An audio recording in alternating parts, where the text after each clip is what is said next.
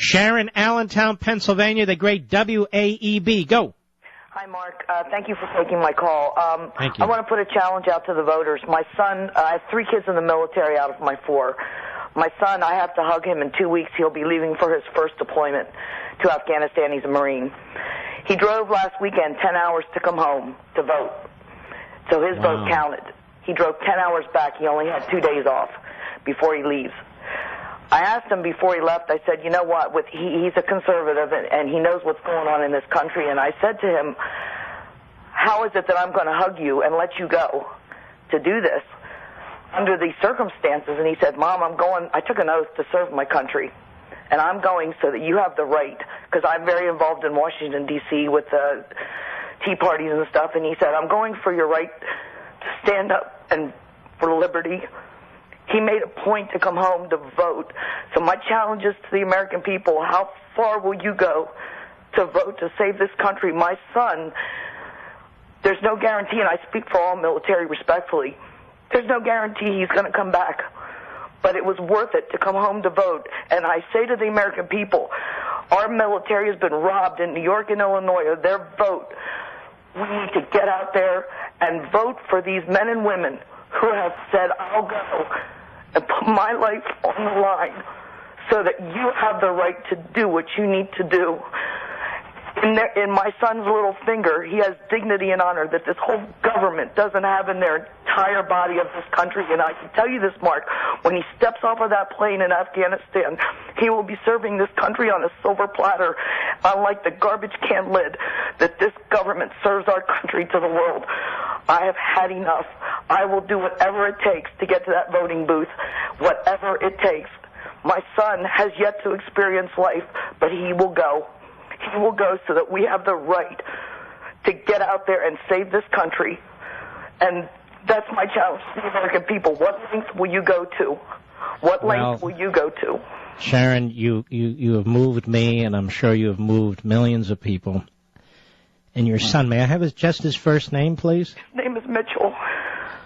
Mitchell, boy, what a kid you got there. What a son you have there. Well, I met Sean Hannity a month ago, and they had a question and answer, and he called, and I mentioned this, and I said, you know, I took my son to Arlington when we were down at the 828 rally.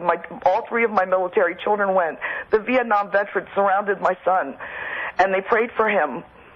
I'm telling you, there's nothing like veterans in this country. God bless them. My dad was a lifer in the Navy, and I grew up in military, and I sit here and I've been listening to you till I got on, and tears just rolled down my face. I'm thinking, you know, God bless America.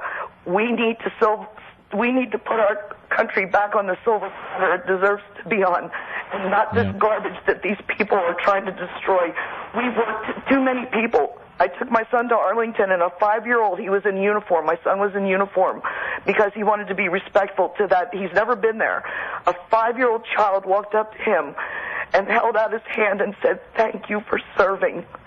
A 5-year-old child and a 20-year-old young man. What's America's excuse? We have no excuse not to vote. None. We need to do that and vote for our military who were, I mean, I don't know if it was you or whoever said if they can get welfare checks out, they could have gotten the ballots out to our men and women serving in uniform. Well, that sounds like me.